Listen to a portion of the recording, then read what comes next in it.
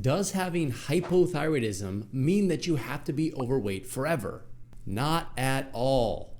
The reality is that you can have a thyroid problem and be at a normal weight. But getting to that point means that you're going to have to go against the grain and buck standard advice. This is because the standard recommendations of eat less and exercise more have a reverse effect on thyroid patients. Instead of helping you lose weight, these treatments will actually make your thyroid worse, which will ultimately lead to more weight gain down the road. If that advice doesn't work, then what will? That's exactly what we're going to be talking about in today's video, but before we do, here's a quick disclaimer.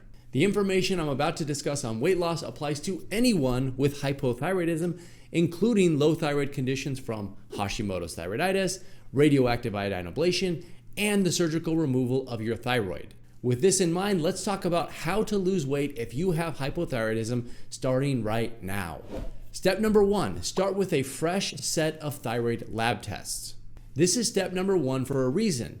If you don't get a set of thyroid lab tests in the beginning, you'll have nothing to compare your results to down the line. Getting your thyroid labs tested will also give you a lot of information on the current status of your thyroid. Believe it or not, a lot of hypothyroid patients out there right now are being undertreated and are not taking enough thyroid medication, and they have no idea that this is the case. As you will soon find out, the status of your thyroid, called thyroid function, is incredibly important for your ability to lose weight. In addition, it makes a lot of sense to get an idea of how well your thyroid is working before you start making any changes. Starting with a fresh set of labs can also give you additional information that is often ignored by your doctor, including things like how receptive your cells are to thyroid medication and thyroid hormone, and how well your body is activating T4 thyroid hormone. When it comes to thyroid lab tests, getting the TSH alone is not going to cut it. At a minimum, you're going to want to get the following lab tests: TSH, free T3, free T4, thyroid antibodies, including anti-thyroglobulin antibody and thyroid peroxidase, and sometimes reverse T3, although this isn't always required. These thyroid lab tests will serve as your baseline so you can keep an eye on them as you lose weight and as you make changes. Step number 2, focus on thyroid function and on thyroid medication. This is probably the most important on this entire list. That's because if you don't pay attention to thyroid function, there's a very high chance that you're not going to obtain your ideal weight. This is simple, and it's because your thyroid is one of the primary regulators of your metabolism. Imagine trying to lose weight when you have a 20% deficiency in your metabolism that could be easily remedied by simply adjusting your thyroid medication upward. Do you think it's easier to eat 20% less or exercise 20% more to make up the difference, or to simply increase your thyroid medication dose and be at normal levels? Obviously, adjusting your thyroid medication is far more effective and far easier. It all starts with getting your thyroid lab tested first, which is why that is step number 1, because you can look at your lab tests and determine if you need to make changes to your thyroid medication dose. And when it comes to using thyroid medications to help with weight loss, some are simply better than others. The 2 least effective thyroid medications for weight loss include levothyroxine and Synthroid. The 2 most effective thyroid medications for weight loss include Cytomel and liothyronine. Even though this information is generally true, it's still better for you to identify what you personally need instead of randomly taking medications to try and figure out what you need. And the way to figuring this out is by getting your thyroid labs tested, as we discussed in step number 1. But just realize that your thyroid medication dose and the type of thyroid medication that you're taking do matter when it comes to your ability to lose weight as a thyroid patient. This has been shown in study after study, which shows that thyroid patients taking one medication who then switch to another see a decrease in their weight without making any other changes to their lifestyle.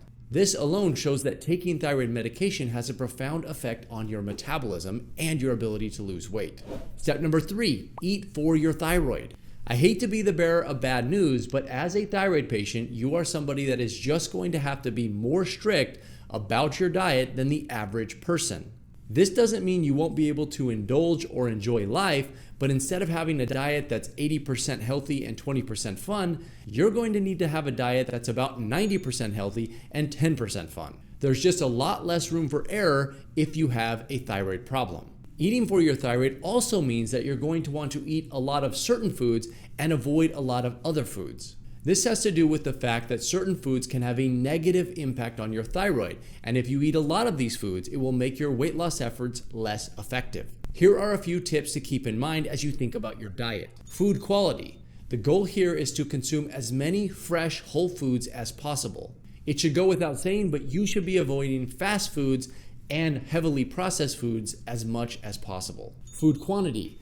Cutting your calories is a very bad idea if you have a thyroid problem, because caloric restriction can negatively impact T4 to T3 conversion. Instead of focusing on your calories, focus on eating until you are full.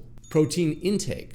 There's a strong connection between thyroid function and muscle mass, so eating enough protein to maintain your muscles is very important. Aim to get at least 60 grams of animal protein per day or up to 100 grams of plant protein per day to ensure that your muscles have an adequate amount of protein for both maintenance and growth. Carbohydrate intake. Both high carb and low carb diets can have a negative impact on thyroid function, so you're going to want to focus your carb intake somewhere in the middle. And don't be afraid of healthy sources of carbohydrates like fruits and vegetables. Lastly, we have nutrient intake. To better support your thyroid, you want to focus on eating foods which are rich in zinc, selenium, magnesium, and iodine. I have other videos which outline how to get more of these nutrients from the food that you eat, so you can check those out if you want more information. The best way to approach your diet is to take all of these things into account and find something that works for you and that's something that you can stay consistent with. Step number 4, improve your gut health. Your gut is a major activator of T4 thyroid hormone. It's also the site where thyroid medication gets absorbed along with the nutrients that you get from food and supplements. Thyroid patients frequently have issues with their gut due to the connection between thyroid dysfunction and gut motility. Treating your gut can do a lot for your thyroid, just like treating your thyroid can do a lot for your gut. The key is not one over the other, but both at the same time. I would be very suspicious of anyone who says the key to fixing your thyroid is all about focusing on your gut. It's just not true. Yes, treating your gut will improve your thyroid, but you will need to do more than just this. If you don't know where to start on improving your gut, then I'd recommend starting with a combination of a prebiotic and a probiotic, which both can be very helpful. Step number 5, make sure you manage your stress. Based on my own experience, I believe that stress is probably the single biggest trigger of thyroid disease out there. I've lost count of the number of people who have come to me and have told me that their thyroid condition started after they experienced a major stressful event in their life. But you don't need big stressful events to cause thyroid problems or make your thyroid function worse. Small everyday stressors can add up as well. And because of the connection between cortisol and thyroid function, your body as a hypothyroid patient will be less resilient to stress. Practicing stress reduction techniques like yoga or meditation can do a lot for helping improve your thyroid and helping your body lose weight. My personal favorite way to manage stress is with the use of adrenal adaptogens. I take rhodiola each and every day for this very reason.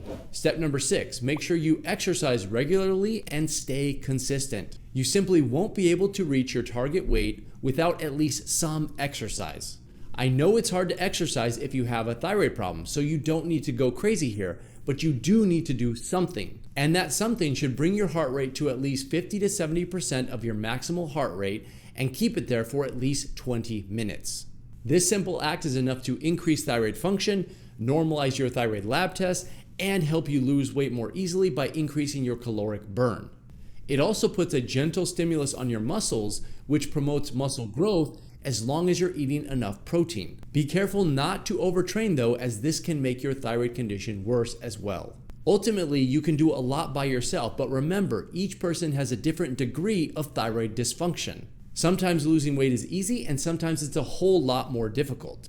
If you're looking to see an example of how other thyroid patients have been able to lose weight, I would recommend checking out this case study video next.